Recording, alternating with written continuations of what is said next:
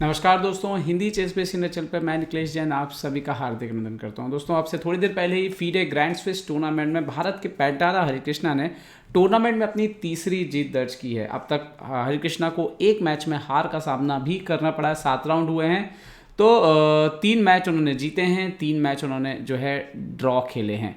तो अब तक जो स्कोर है उनका वो है 4.5 अंक उनके अभी बने हुए हैं। आप कह सकते हो कि संयुक्त तीसरे स्थान के आसपास हैं। सबसे आगे अगर जब तक परिणाम अगर आ गया तो अली रजा शायद 5.5 पे होंगे या 5 पे, तो ज़्यादा अंतर नहीं है, ज़्यादा दूर जो है वो नहीं है। तो ये जीत जो है वो बिल्कुल सही समय पे आई है। ये जीत आई है रूस के मक्सिम चिगेव के खिलाफ। लेकिन इस जीत से सीखने लायक कुछ चीज़ है। दरअसल मैच लगभग बराबरी पे चल रहा था, तभी चिगेव ने जो है अपने राजा की सुरक्षा के साथ एक खिलवाड़ किया। साथ ही साथ जो है हैंगिंग पीस भी जो है कैसे कमजोरी बन जाता है इस मैच में जो है आपको समझ में आ जाएगा। तो चलिए शुरुआत करते हैं। हरिकृष्णा सफ़ेद मोहरों से खेल रहे थे इस मैच को। शुरुआत हुई D4 से, night F6, C4, G6, night C3, सो D5, C into D5, night into D5 और यहाँ पर E4, night into C3, BC3 जो है ग्रुनफील्ड डिफेंस जो है यहाँ पर खेला, जिसका इस्तेमाल किया यहाँ पर मक्सिम ने। ओके, हरिकृष्णा यहाँ पर उन्होंने खेला BG7, हरिकृष्णा ने खेला नाइट F3, C5 जो सबसे स्टैंडर्ड लाइन है। सेंटर जो अपोनेंट को ऐसा लग रहा है कि बहुत ही स्ट्रॉन्ग सेंटर मिला हुआ है, उसको आपने जो है चुनौती दे दी है।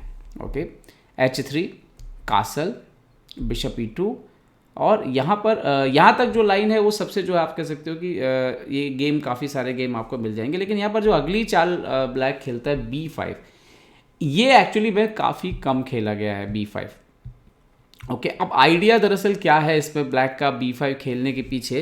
दरअसल आपको ये समझना होगा कि ब्लैक कभी ना कभी ये सेंटर पर एक्सचेंज करेगा। ठीक है, जैसे ये पॉन जो C3 वाला है D4 पे जाएगा, ब्लैक के पास यहाँ पे 2 पॉन हो जाएंगे, जबकि वाइट के पास 1 पॉन बचेगा। तो वाइट का जो खेल था, वाइट ऑलरेडी कैसल कर चुका है। तो वाइट अपने डेवलपमेंट को थोड़ा सा नाइट जैसे इनके पीसेस को थोड़ा सा डिले करके पॉन की मदद से जो है एक दबाव बनाने की कोशिश कर रहा है क्वीन साइड से। ये है B5 का मेन पर्पस। अब मैच में क्या हुआ, हरिकृष्णा ने उस पर कोई रिप्लाई नहीं किया और उन्होंने चुपचाप पहले बोला अपने राजा को सुरक्षित करते हैं।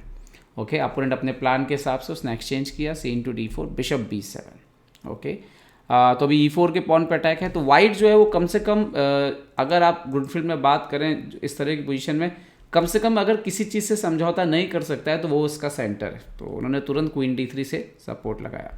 B4, अपोनेंट का प्लान जो है वो जारी है। साथ ही साथ अपोनेंट ने एक मूव जो है वो एक्टिवेट कर लिया है, वो है बिशप A6। ओके, हरिकृष्णा ने भी इसको भी देख लिया था, लेकिन उन्होंने अपना पीस निकालना जारी रखा। उन्होंने खेला bishop F4, bishop A6, queen E3, bishop E2, queen E2 और अब यहाँ पर ब्लैक खेलता है A5 जो उसका प्लान है। मतलब अभी भी देखो उसने नाइट को डेवलप नहीं किया है, वो अपने प्लान के हिसाब से यहाँ से जो है दबाव बनाने की कोशिश कर रहा है। ये डायगोनल पर बिशप भी बैठा हुआ है। खैर, हरिकृष्णा ने खेला रुक A7, मतलब उस डायगोनल से जो है बिशप के रेंज से जो है अपने रुक को यहाँ पर अलग कर लिया। क्वीन B6, अभी भी ध्यान देने वाली बात है, उन्होंने नाइट को नहीं निकाला है। ठीक है, D5। ओके, तो फाइनली जो है हरिकृष्णा ने यहाँ पर D5 खेला। और ये जो मूव है दरअसल एक तो D4 से प्रेशर रिलीज करना है और दूसरा हरिकृष्णा बिल्कुल ये इस बात को लेकर क्लियर थे कि आगे चल के वो बिशप से बिशप जो है वो एक्सचेंज करना चाहेंगे।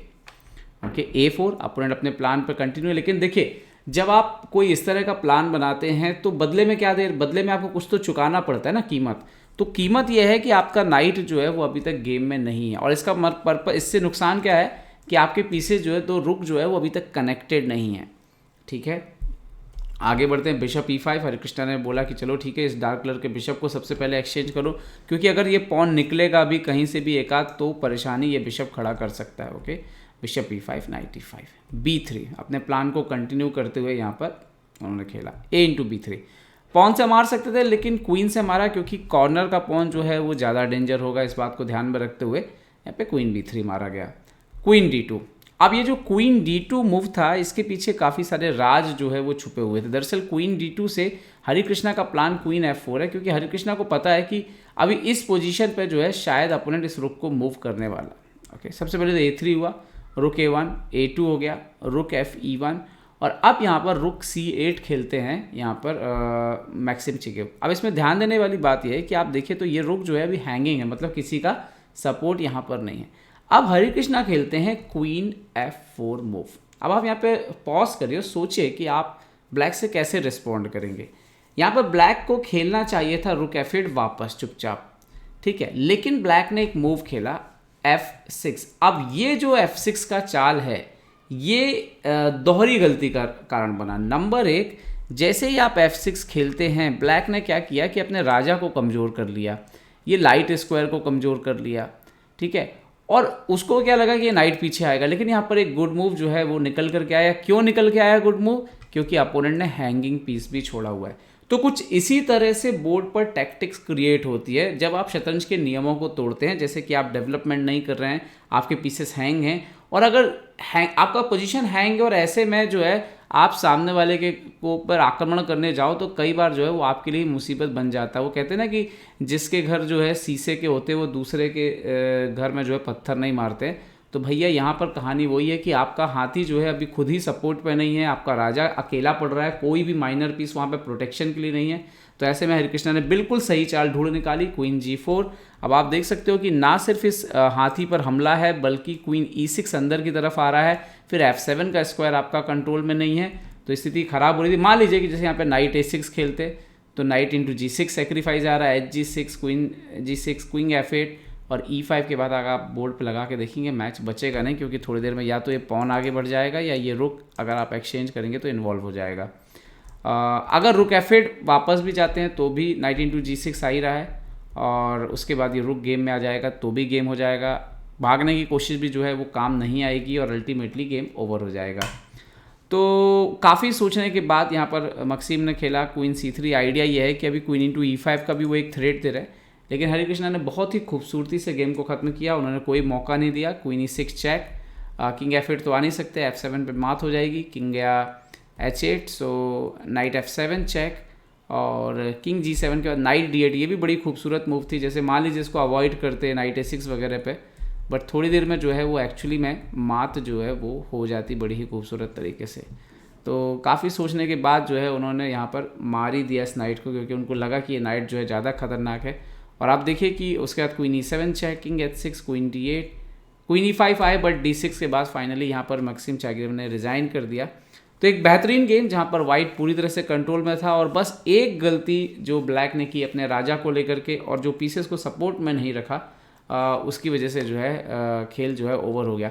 तो एक बात आपको याद रखनी है कि कोई कितना भी बड़ा प्लेयर हो, बेसिक्स को ज़रूर फॉलो करें, डेवलपमेंट करें, अपने राजा के आसपास एक माइनर पीस ज़रूर रखें, और आक्रमण करने के चक्कर में ऐसा ना हो कि आपके मोहरे जो है वो खेल में ना आ पा रहे हों।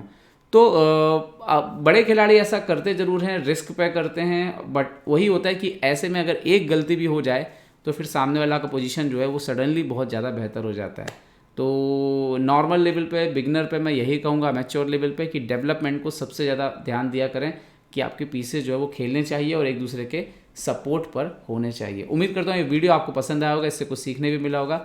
यूँ ही हिंदी चेस बेस इंडिया को लाइक, शेयर, सब्सक्राइब करते रहें दोस्तों। अपना ध्यान रखिए, सुरक्षित रहिए। जय हिंद।